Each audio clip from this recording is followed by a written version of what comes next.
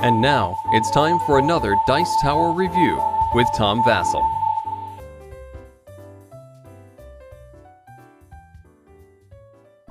On the back of this box, it says everyone's favorite goblins are at it again. What are they talking about? Well, it's kind of a sequel to Infernal Contraption, which is a game I enjoyed before. And this is the next game in the series using the Bodgers, goblins basically. And this one's called Scrappers. Now, Scrappers is shades of Robo-Rally. Basically, there's a conveyor belt and you're trying to get... What am I doing talking about it? Let's look at it. Alright, here's the conveyor belt, and we can see it starts over here. We have a pile of machinery cards, and these cards are going to be slowly moving down this conveyor belt until they land in the trash heap at the end.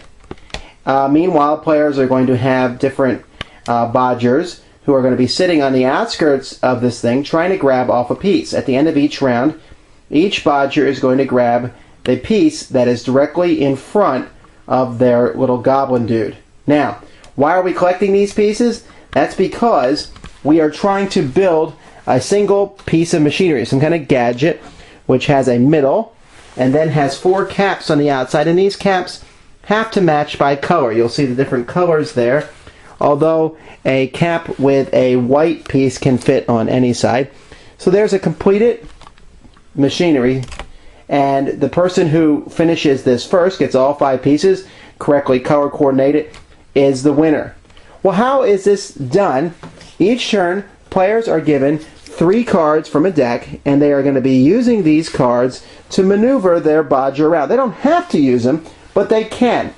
And so when you use a card, you're basically pressing the buttons on that card. For example, this one you press your button 3 times, and it lets you move your bodger 3 spaces if you want to. This will let you jump 3 times. Jumping lets you jump exactly 2 spaces, or you can even jump across the conveyor belt, or you can jump over another bodger who's in your way. And there's all different things. You got ones that let you switch a place with another bodger. This one here moves the conveyor belt 1 space, which could knock a piece into the trash at the end, or bring a new card out. Sometimes a card has a choice between 2 buttons. Say I can move the conveyor belt 1 way, or move the conveyor belt the other way. Sometimes they affect another player. This blue background here shows that another player must lose a card. And so basically players will play, they have 3 cards, so you don't have a lot of different options. You play some options, then once you move your bodger, if the button on the machinery piece in front of you is different than one of the ones on the card that you've played, then you can also press that button and do whatever you want, as the conveyor belt moves. And so you're basically maneuvering to get into place. If 2 of these guys are in the same location, they can't both grab the same piece, so they'll use any cards they want from their leftover cards in their hand, and they can play them face down. And now they're going to be using these tussle markers in the top. Each card has tussle markers from 1 to 3, and whoever plays more tussle markers gets to keep the card in the middle. If there's a tie, then it's won by turn order, which is marked with this wrench token. There's a few other variants you can play, and I would recommend, if you're going to play the game, to play with them.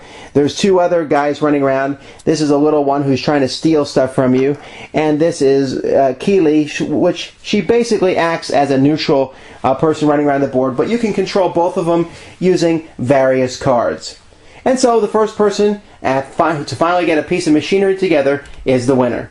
Scrappers is one of those games that I really thought, after I read the instructions, I thought this is a really neat, interesting game. I'm really looking forward to trying this one out. And then after I played it, it's okay. That's really the highest praise I can give to it. I think part of that being okay is, while it's neat to maneuver everybody around, 3 cards doesn't give you a lot of options, and putting the machinery together just isn't that interesting.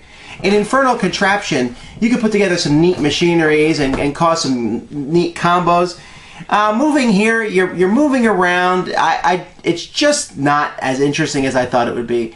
Oh, look, I got a piece. Oh, I didn't get a piece. Oh, you're lucky.